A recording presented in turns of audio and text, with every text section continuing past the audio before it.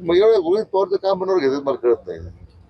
मला वाटतं फार आता त्यांच्या आता कास्ती स्वतःचे कास्तित्व दाखवून देण्याची त्यांची मला वाटतं ही लढाई आहे. याच्या पलीकडे शेतकऱ्यांचं काय धडपडलेलं आहे. मला वाटतं त्याच्या संदर्भामध्ये आता माननीय मुख्यमंत्री महोदयांनी एवढा धाडसी निर्णय केला. 35,000 कोटी रुपयाची कर्जमाफी केलेली आहे आणि आज सगळ्या त्यामध्ये पात्र लाभार्थ्यांना, पात्र जे लोक आहेत कर्जदात्यांना किंवा जे नियमितपणे कर्ज भरणारे लोक आहेत त्यांनासाठी सगळ्याच बाबतीमध्ये कार्यवाही केली. आता जशा अंमलबजावणीमध्ये काही त्रुटी समोर येतील त्याच्यावर सरकार विचार करेल ना. पण हे आंदोलन करून कुणी आंदोलन न करता ही कर्जमाफी दिलेली आहे. कारण हे महायुती सरकारचं निवडणुकी जाहीरनाम्यामध्ये दिलेलं वचन होतं, ते माननीय मुख्यमंत्र्यांनी पूर्ण केलेलं आहे. असं की एनडीए मध्ये आता त्यांच्यामध्येच काही लोक, काही एनडीए मध्ये आता मोठ्या प्रमाणात विसंगती आहे. वाटतं आपलं घर तरी दुरुस्त करावं होतं, त्यांचे लोक राजीनामे द्यायला लागले. तरी त्यांची चिंता केली पाहिजे धर्मेंद्र प्रधान साहेबांची करण्यापेक्षा. नीटच्या बाबतीमध्ये दुर्दैवाने काही प्रकार घडले, त्याच्यावर सरकारने कार्यवाही केली. सीबीआयची एन्क्वायरी सुरू आहे.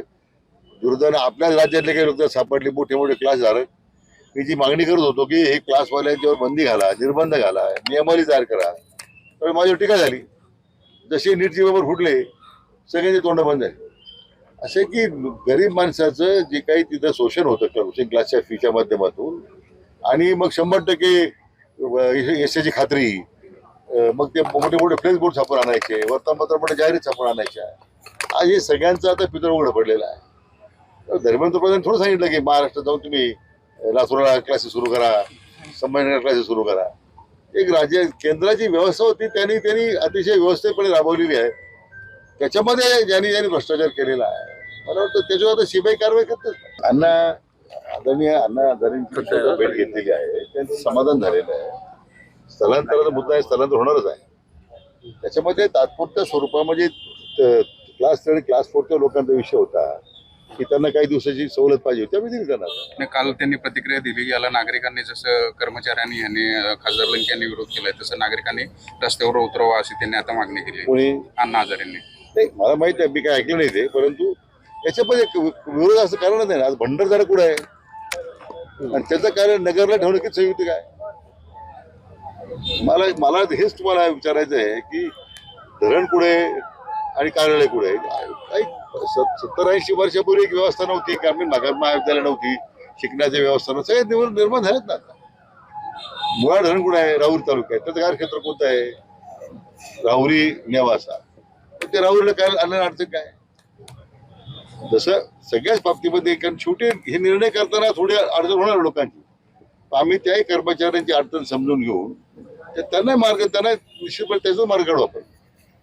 कोणा वारं सोडण्याची सरकारची भूमिका नाही किंवा कोणावर अन्याय करण्याची सरकारची भूमिका नाही. पहिल्या टप्प्यात त्याला 20 कोटी रुपये निधी उपलब्ध झालेला आहे. साधारण 3 किलोमीटर काम होणार आहे. आता मी जलसंपदा खात्याकडून आता महापालिका काम करते. आता संपूर्ण पात्र जवळजवळ 14-15 किलोमीटर याचं सगळं रुंदीकरण, अतिक्रमण काढणं मान्य जिल्हाधिकारी महोदयांच्या अध्यक्षतेखाली समिती तयार करण्यात आलेली आहे. हे युद्ध पातळीवर जलसंपदा विभागाच्या वतीने आम्ही कार्यवाही करणार आहोत. म्हणून रिस्टॉरेशन ऑफ शिना नदी होतं, आपण पूर्ण शिना नदीचं जे सदृश्य माहिती निश्चित आपण करतोय.